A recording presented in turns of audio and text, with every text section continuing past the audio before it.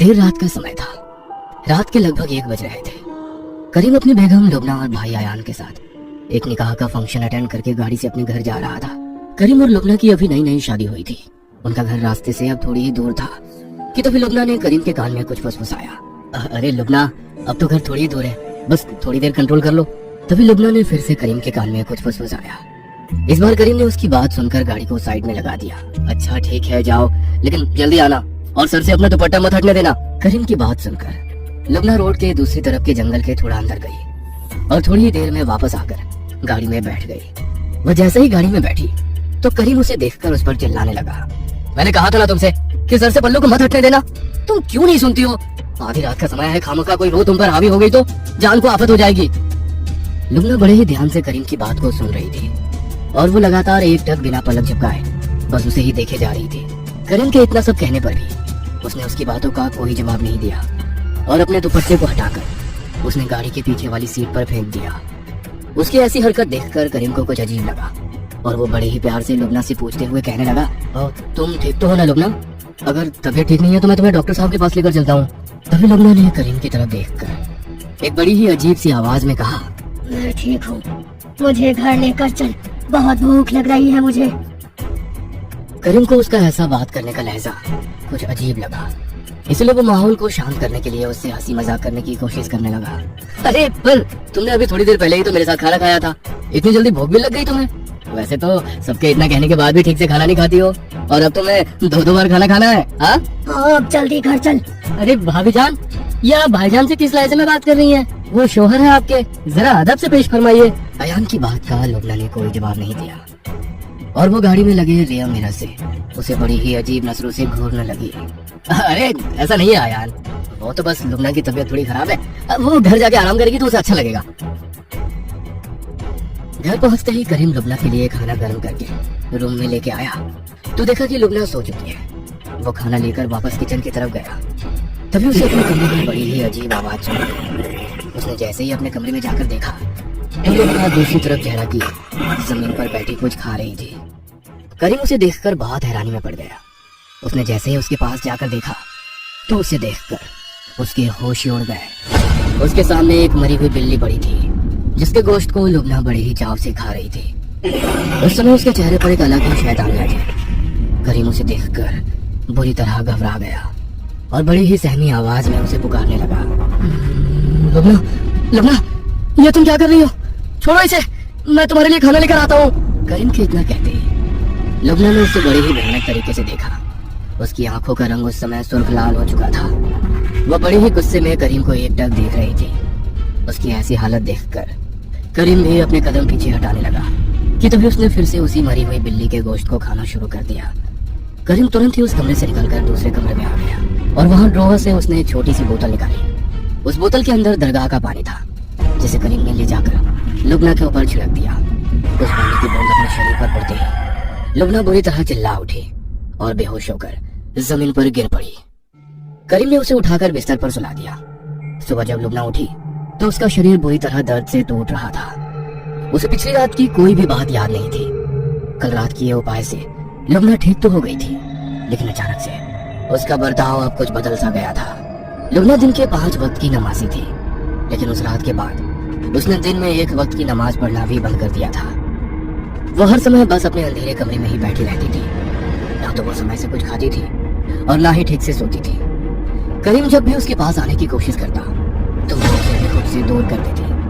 बहुत समय से उसके साथ यह सिलसिला चल रहा था कि तभी एक रात अचानक करीम की नींद खुली तो उसने देखा कि लुबना कमरे में ही नहीं है। उसने कुछ देर तक उसका इंतजार किया, लेकिन जब वो बहुत देर तक नहीं लौटी तो वो उसे पूरे घर में ढूंढने लगा कि तभी उसकी नजर घर के बाहर आंगन में पड़ी। उसने आंगन में जाकर जैसे ही ध्यान से लुबना की ओर देखा तो उसके होश उड़ गए। वह डर से पूरी तरह कांपने लगा। उसके भाई आयान की लाश उसके सामने पड़ी थी, जिसके शरीर के मांस को नोच कर लुबना बड़े ही चाव से खा रही थी। ये मंजर देखकर करीम की तो मानो सांसें ही अटक गई थी। इससे पहले कि वो कुछ करता कि तभी लुबना ने पलटकर उसकी ओर देखा। उसका पूरा चेहरा खून से सड़ा हुआ था। उसे देखकर करीम जान चुका था कि ये उसकी बेगम लुबना नहीं बल्कि उसके शरीर में छिपा कोई शैतान है। वह हिम्मत करते हुए उससे पूछने लगा, मुझे पता है कि तुम मेरी लुबना नहीं हो, मेरी पत्नी के शरीर में छुपे हुए कोई शैतान हो तुम। तुमने मेरे भाई को क्यों मारा?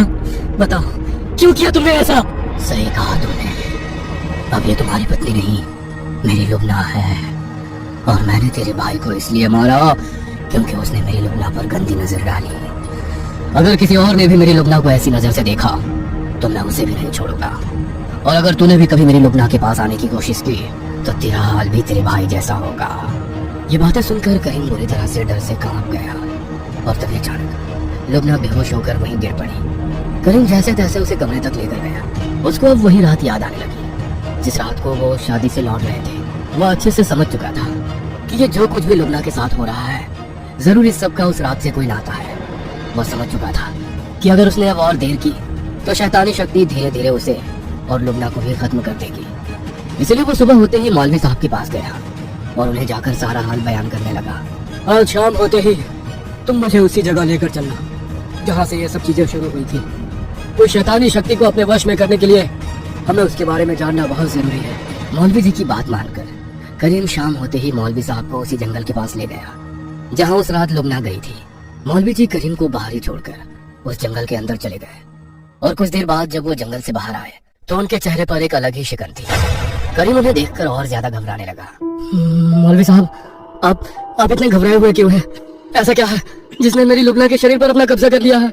जिन्न है वो, इतनी आसानी से नहीं छोड़ेगा वो उसे। मौलवी साहब की बात सुनकर डर के मारे करीम के शरीर से पसीना छूटने लगा कि तभी मौलवी साहब ने करीम से कहा, दरगाह पर लेकर चलना होगा हमें उसे, तभी वो ठीक हो पाएगी, नहीं तो वो उसे उम्र भर उसके शरीर को नहीं छोड़ेगा। लेकिन मौलवी साहब, हम उसे दरगाह तक कैसे लेकर जाएंगे? वो उसे कभी ऐसी पवित्र जगह नहीं जाने देगा। तुम उसकी चिंता मत करो, मुझे अपने घर ले चलो। मौलवी जी की बात सुनकर करीम तुरंत ही मौलवी साहब के साथ अपने घर आया। उसने कमरे में जाकर देखा तो लुबना वहाँ नहीं थी। वो दोनों उसे पूरे घर में ढूंढने लगे कि तभी पीछे से उन दोनों को एक बहुत बड़ा धक्का लगा और वो दोनों अचानक से गिर पड़े। लेकिन वो दोनों हिम्मत करके फिर से उसे ढूंढने लगे कि तभी मौलवी साहब को बाहर के फर्श पर एक परछाई उनकी ओर बढ़ती हुई नजर आने लगी। उसे देखकर मौलवी साहब अपने हाथ में भभूति लिए हुए मन में कुछ मंत्रों का उच्चारण करने लगे और जैसे ही लुबना ने उन पर झपटने की कोशिश की वैसे ही मौलवी साहब ने उसके शरीर पर उस भभूति को छिड़क दिया।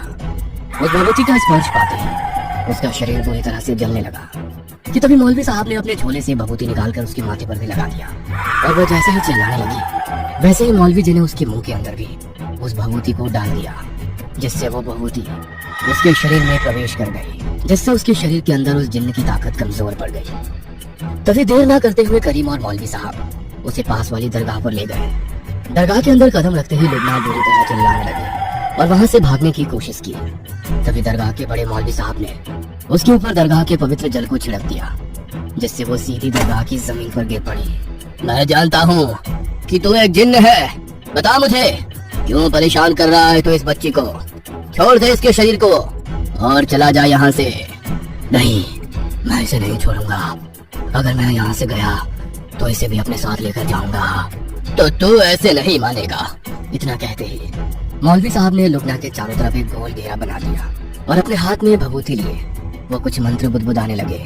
लुबना उस घेरे से बाहर निकलने की कोशिश कर ही रही थी कि तभी मौलवी साहब ने उस भभूति को उस घेरे की ओर फेंका और उस घेरे के चारों तरफ भयंकर आग जलने लगी। वह जिन्नो उस आग को देखकर बुरी तरह चिल्लाने लगा कि तभी मौलवी साहब दरगाह के अंदर से एक किताब लाकर उसमें से कुछ मंत्र पढ़ने लगे, जिससे लुबना के शरीर में वो जिन्न बहुत ही बुरी तरह चिल्लाने लगा। मौलवी साहब उस किताब को पढ़ते हुए लगातार उस घेरे में लुबना की तरफ भभूति और पवित्र जल फेंक रहे थे। इस क्रिया को चलते हुए लगभग 1 घंटा बीत चुका था। धीरे धीरे उस जिन्न की शक्ति मौलवी साहब के आगे कमजोर पड़ने लगी थी। वो वहां से बचने के लिए धीरे धीरे लुबना के शरीर से बाहर निकलने की कोशिश कर रहा था कि तभी दूसरी मौलवी साहब का ध्यान लुबना के शरीर से निकल रहे एक धुएं की ओर बढ़ा। मौलवी साहब ने देर ना करते हुए तुरंत ही पास में रखी पवित्र जल की खाली बोतल में उसमें कैद कर लिया। उस धुएं को बोतल में कैद करते ही उस घेरे की अग्नि अचानक शांत हो गई और लुबना अचानक बेहोश होकर वहीं गिर पड़ी कि तभी मौलवी साहब ने उसके शरीर पर पवित्र जल छिड़का और करीम को एक ताबीज देते हुए लुबना के हाथ पर बांधने का इशारा किया। करीम ने मौलवी साहब का इशारा समझकर तुरंत ही लुबना के हाथ पर उस ताबीज को बांध दिया। तभी मौलवी साहब ने एक दूसरे ताबीज को करीम के हाथ पर बांध दिया और उस बोतल को मौलवी साहब के दरगाह के पीछे एक दरिया में बहा दिया। उस रात के बाद लुबना बिल्कुल ठीक हो गई और उन दोनों की जिंदगी अब पहले की तरह ही खुशहाल हो गई।